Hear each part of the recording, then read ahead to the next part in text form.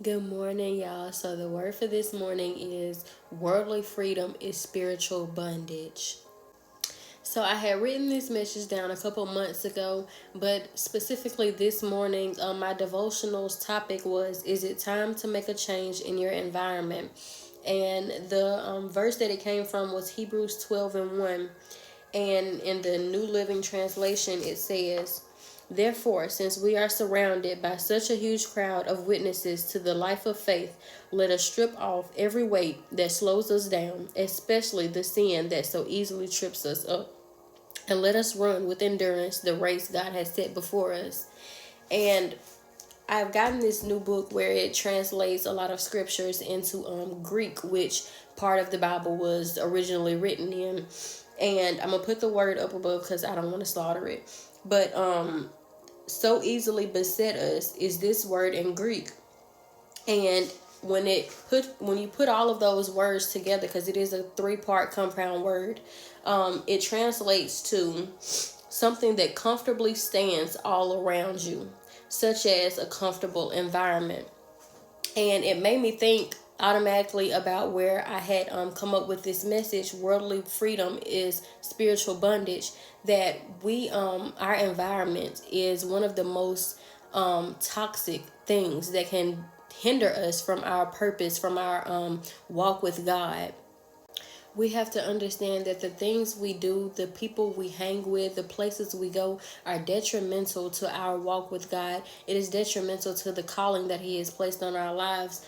And I found a couple of verses. The first one is 1 Corinthians 6 and 12. And it says, you say, I am allowed to do anything, but not everything is good for you. And everything, though I am allowed to do anything, I must not become a slave to anything. This verse is telling us, yes, I have free will. Yes, if I feel like going out here and doing whatever I feel like doing, I can go out here and do it right now because I have the free will to do that. But the Bible is telling us that because we are supposed to be followers of Christ, because we are supposed to be His disciples, that doesn't mean that you should go out and do whatever that you can do. Because God He showed me this so perfectly this morning. He said, my people think they're in control. My God, y'all, I became in tears this morning because God literally showed me that we say things like, I just can't let this go. I just can't stop doing this no matter how hard I try. And He so easily spoke to me. He said, it's because we think we're in control. We've done this stuff so long. We think that when we're ready to let it go, we can let it go. But He showed me that we don't have a hold on this thing. This thing has a hold on us. My God, He literally showed me, and I'll post the video as well with this video of Michael Todd.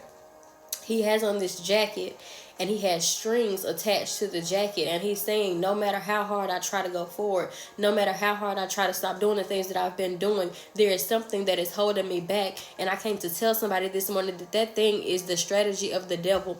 That thing is something that the devil has placed in front of you, and he has told you you can let it go when you want to. When you're ready to follow Christ, you can just unstrap from it. But I came to tell somebody this morning, you cannot unstrap from it when you feel like it. My God, somebody needs to hear this morning. I don't know whether it's drinking. I don't know whether it's smoking. I don't know whether it's sex. I don't know what it is. But God is saying, you need me to let that stuff go. You're trying it on your own. It's not working. God said you need me to let that stuff go. And the enemy is using the exact same tricks he used with Adam and Eve in the garden. He tricked them with the fruit. He's tricking us with money, fame, notoriety, all of this stuff that looks good to us. He's tricking us with that. He's dangling it in your face saying, here, if you do this, you can have some fame. Here, if you do this, you can have all the money you want. And we're falling for it. Adam and Eve had a lifelong, generational things that we're still dealing with because of the decisions they made. My God, your generations will have to deal with your decisions. God, it is not about you. It is not about you. It is not about what you want. It is about your children. It is about your children's children. And most importantly, it is about God getting the glory at the end of the day. And the last thing that I'm going to mention is Jesus did not go into the grave to get Lazarus. My God, He did not walk into that grave to get Lazarus. He called Lazarus by his name and said, Lazarus, come forth. Lazarus had to make a decision to get up and walk out of that grave. I got a question for somebody. Are you comfortable with your grave? My God. I saw a post yesterday. It says, if you don't die, if you don't kill your flesh, it'll kill you later. If you don't die to your flesh, it'll kill you later. Yeah, we have got to die to this thing. Because your flesh does not care whether you go to heaven or hell. Because it's not going with you. It is not going with you.